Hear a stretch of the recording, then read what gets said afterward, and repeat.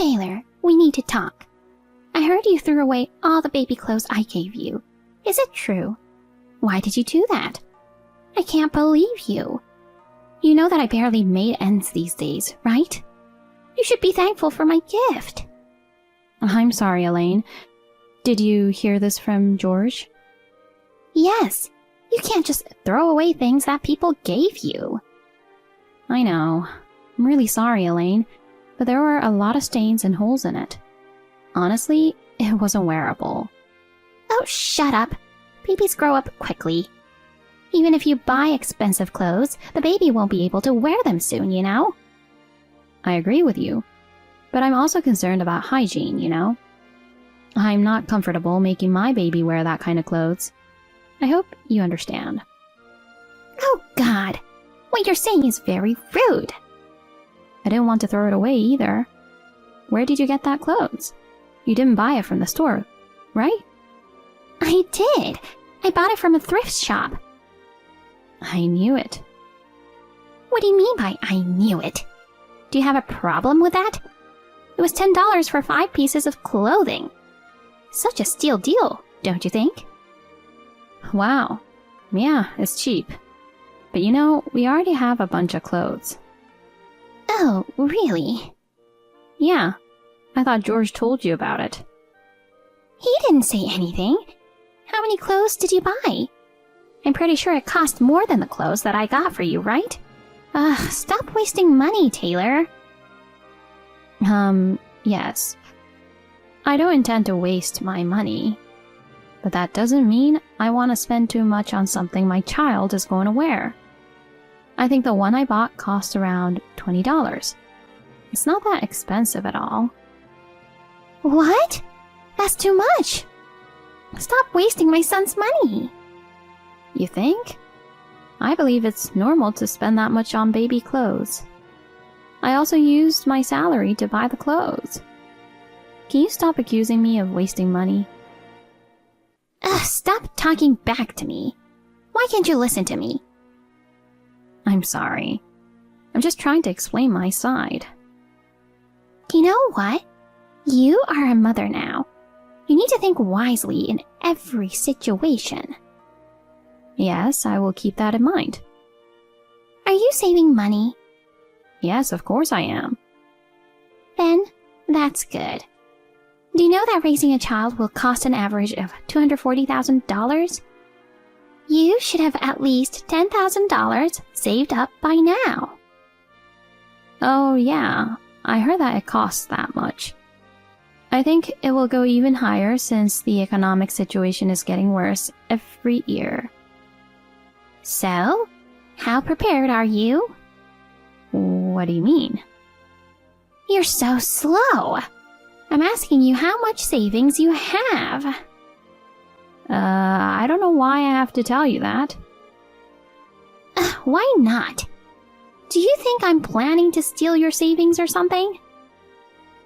What? No, I'm not thinking that way. All right, then you don't have to tell me the exact amount. But do you have at least $10,000 saved up? I guess. That's good. I thought you didn't know how to save up money, but that's quite impressive. Well, now you know how much savings we have. You don't have to worry about our financial situation, Elaine. Okay. But I won't forgive you if you waste money. Yes, I will be careful. Good. So, what's your birth plan? Have you considered the home birth that I suggested to you so many times? Oh, yeah, about that. I told you we already decided to give birth in the hospital as we planned. No. That's a bad idea. I had a midwife come to my house to deliver my son, and I'm glad I did. I appreciate your advice, Elaine. But I want to give birth in the hospital. I understand that you gave birth safely at the house before. But for me, all I feel is anxiety. I prefer giving birth in a hospital, with all the doctors, nurses, and medical equipment. What are you worried about? At home, I'll be there, and George too, to support you. It's more relaxing than a hospital. Please reconsider, Taylor. I know you will thank me later. Hi, I'm Taylor. I'm 7 months pregnant, and I'm getting more and more excited to meet my little one. Recently, my mother-in-law Elaine keeps asking me to consider giving birth at home instead of at the hospital. I understand that she believes it's a good option because she has experience giving birth at home. But every pregnancy is different. I prefer being in the hospital to be prepared for anything. I'm honestly having a hard time with Elaine. It feels like an invasion of privacy when she asks how much money we've saved, even though she's my mother-in-law. I've never told my parents how much money we've saved since we got married. I appreciate her concern and advice, but sometimes it's just too much. I've really tried to get along with Elaine. I've made an effort to visit their house regularly with George, and I've also invited her over for dinner several times. But after her husband died in a car accident, she changed. She became even more attached to George than before. I understand that it's hard to go through the loss of a loved one. But even though we suggested therapy, she won't listen. Instead, she keeps pushing her own ideas about what our family should be like, and it's becoming increasingly stressful. It's just too much for me. I explained how I feel to my husband, but he doesn't understand. He just told me that I should be grateful that she's advising us. It's frustrating because he always takes her side. With each passing day, I find myself getting more and more stressed. Last week, when I suggested to my husband that we go shopping for baby clothes together, he brushed it off and told me I should do it alone. Honestly, I'm worried about raising a child with him. But at this point, I don't think I can change anything. For now, my priority is avoiding stress as much as possible and ensuring the birth of a healthy child. Oh my God! George! Hey, what's wrong? I'm having contraction. Oh, really? Are you heading to the hospital now? Oh, I wish I was heading to the hospital now. Your mother came to our house with a midwife. I tried to go to the hospital, but they wouldn't let me leave the house to give birth here. Is that so? If the midwife is there, there's nothing to worry about. What do you mean? You know, Mom has been recommending a home birth for a long time. I told you that you should trust my mom. But you were being so stubborn, wanting to give birth in the hospital. I just don't understand why you wouldn't listen to someone who has experience of giving birth. Well, now you don't have a choice but to give birth in the house. Are you serious? What do you mean? If you listen to my mom, you'll never go wrong. Why do you always take your mom's side? The midwife is a crazy woman. What do you mean, crazy? Normally, wouldn't the midwife bring all sorts of things for the birth? She came to the house with no tools or anything. I don't think she's really a midwife. Oh, come on, stop overthinking. Just trust my mom. I can't. It's really weird. Now they're telling me that the home birth costs $10,000. What? That much? Yeah, it's really weird. I don't know what's going on. If you give birth at home, it should cost less than giving birth at the hospital. Something seems off. Is it? I think it's normal. What? No way it's normal. Maybe she's some famous midwife or something. I wouldn't mind spending the money if it means having a safer birth. Come on. I know that you trust your mother, but this whole situation is weird. I'm begging them to take me to the hospital, but they've locked me in the house. Does any of this seem normal to you? What's your point? My mom is doing this for your own sake. Please, George, why can't you take my side just for once? I told you before that your mother asked about our savings, right? I thought it was weird, but I answered roughly how much we have saved. Looking back now, I think she was planning this all along. After your father passed away, she decided to take over your father's company, right? And in the end, the company went bankrupt quickly. I think your mother has been in financial trouble since then. What the hell? You're out of your mind. I'm telling you, it's not her fault that the company went bankrupt. Even if my dad were still running the company, it could have gone bankrupt no matter what. You know what? You're just pissing me off. George, why can't you believe me? Just come home and take me to the hospital, please. Why do I have to take you to the hospital? You've got my mom and the midwife. That's all you need. Well, good luck with the baby. I have to go back to work. Hey, George! Are you kidding me? Hey, I just got home. Why aren't you home? I thought you were giving birth at home. George, how could you stay at the office this late knowing that your wife was giving birth? You never texted me to ask how I was doing or about our baby. Don't you care about me? Don't you care if the baby was delivered safely? Ugh, Jesus Christ. I've been busting my butt to put food on the table. And now you're upset? Plus, I just wanted to enjoy my last day before becoming a dad, you know? What's your problem? I don't know what to say. But I know I made the right decision. What decision?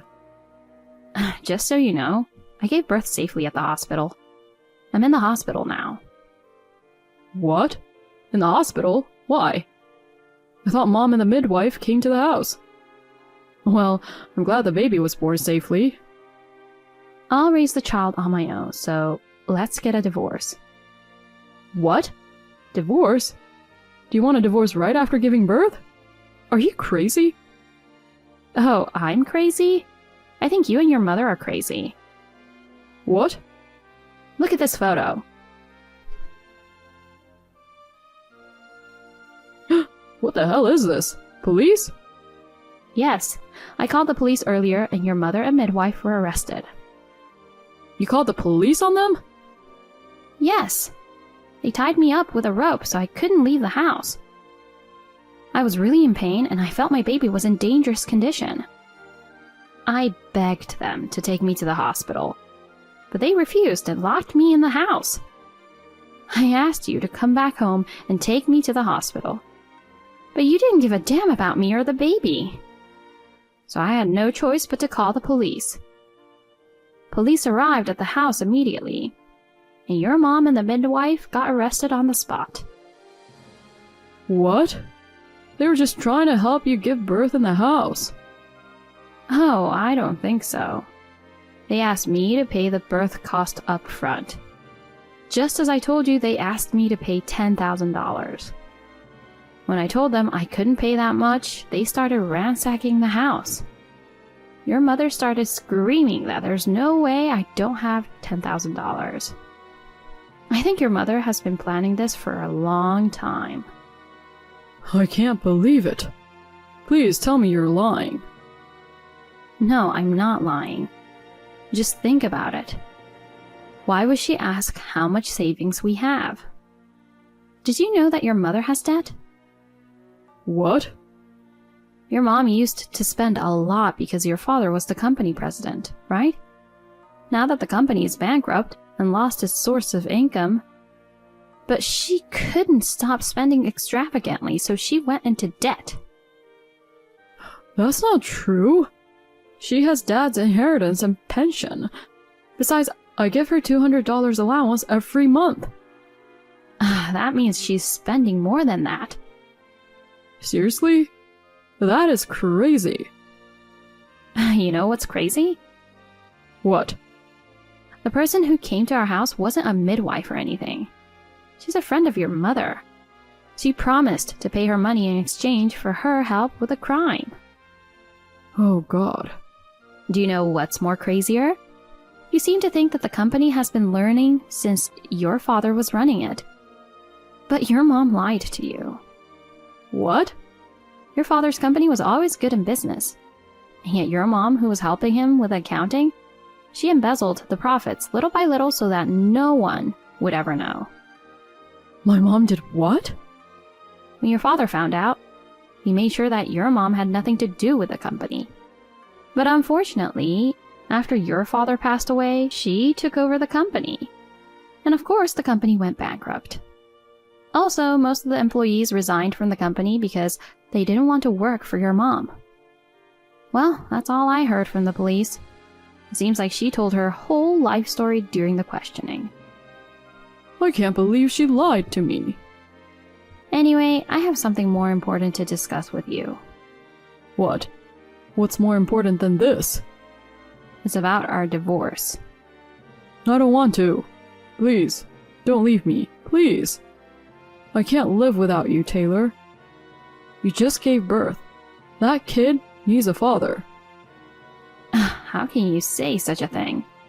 A father like you? No, I don't want to raise my child with a scum like you. You never cared about me or my child. I'm better off without you. No, that's not true. Please. I'm sorry, Taylor. Oh, really? Then why didn't you come home sooner? That's... I'm not going to change my mind. I'll have my lawyer contact you about the divorce and the child support. Oh, come on. I'm sorry. Goodbye, George. I wish you all the best. Taylor, wait. Please, forgive me. Please. Taylor.